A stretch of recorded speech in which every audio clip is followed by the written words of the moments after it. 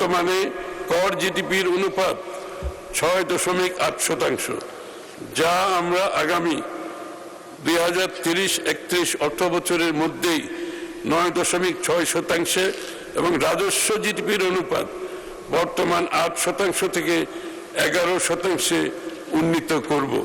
2 যুগ পর ক্ষমতায় এসে 9,38,000 কোটি টাকার এক সাহসী বাজেট ঘোষণা করল বিএনপি সরকার। উচ্চাভিলাষী এই বাজেটে নির্বাচনী প্রতিশ্রুতি পূরণ, বিনিয়োগ ও কর্মসংস্থান বৃদ্ধি এবং বিপর্যস্ত অর্থনীতির পুনরুদ্ধারে জোর দিয়েছেন অর্থমন্ত্রী, যেখানে কর কমিয়ে জনগণকে স্বস্তি দেওয়ার চেষ্টা আছে ব্যবসা সহজ করার প্রতিশ্রুতিও। তবে রাজস্ব আদায় এবং মূল্যস্ফীতি কমানোর বড় চ্যালেঞ্জ নিতে হবে সরকারকে বছর জুড়ে। দল হিসেবে অভিজ্ঞ বিএনপি এর আগে ক্ষমতায় থেকে 12 বছরে অর্থনীতির নানা চড়াই উতরাই পার করেছে দলটি, কিন্তু এত বছর পর দায়িত্ব নিয়ে এক ভঙ্গুর অর্থনীতি পেয়েছে উত্তরাধিকার সূত্রে, যা মেরামতের দায়িত্বে আছেন নতুন সব নেতৃত্ব। তবে অগ্রজ সাইফুর রহমানের মতো নিজের প্রথম বাজেটেই সাহসের পরিচয় দিয়েছেন অর্থমন্ত্রী আমির খসরু মাহমুদ চৌধুরী। আগামী 1 বছরে করেছেন 9,38,000 কোটি টাকা ব্যয়ের পরিকল্পনা।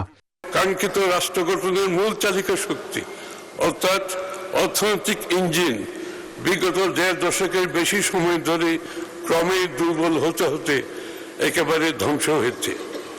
আমরা সেই ধ্বংসস্তূপের মধ্যে থেকেই নতুন যাত্রার প্রতিশ্রুতি বাস্তবায়ন করতে চাইছি। স্পিকার, ব্যয় সংস্থানে বরাবরের মতোই তার ভরসা জাতীয় রাজস্ব বোর্ড। মোট 6,95,000 কোটি টাকা রাজস্ব লক্ষ্যমাত্রার মধ্যে 6,04,000 কোটি আদায় করতে হবে এনবিআরকে। কর বহির্ভূত রাজস্ব 66,000 কোটি।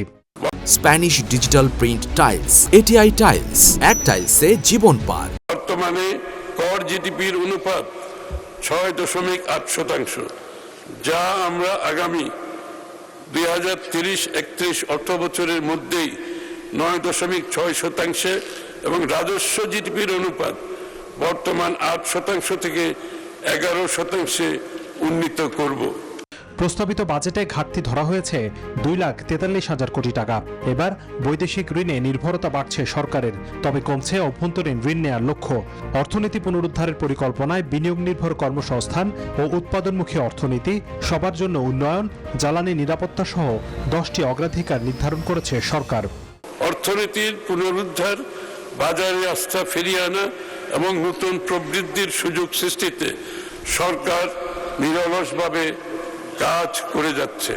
এবার কর ব্যবস্থাপনায় বড় পরিবর্তনের ঘোষণা দিয়েছেন অর্থমন্ত্রী। সাধারণ মানুষের উপর চাপ কমাতে নিত্যপণ্য সহ বেশ কিছু পণ্যের শুল্ক কর কমানোর প্রস্তাব করা হয়েছে। এর মাধ্যমে মূল্যস্ফীতিকে 7.5% বেঁধে রাখতে চান আমির খসরু মাহমুদ, কিন্তু সেই লক্ষ্য কিভাবে পূরণ হবে তার কোনো নীতি কাঠামো দেখা যায়নি বাজেট প্রস্তাবনায়। কর্মসংস্থান ও বেসরকারি বিনিয়োগ কেন্দ্রিক অর্থনীতি গড়ে তোলার সময় এসেছে।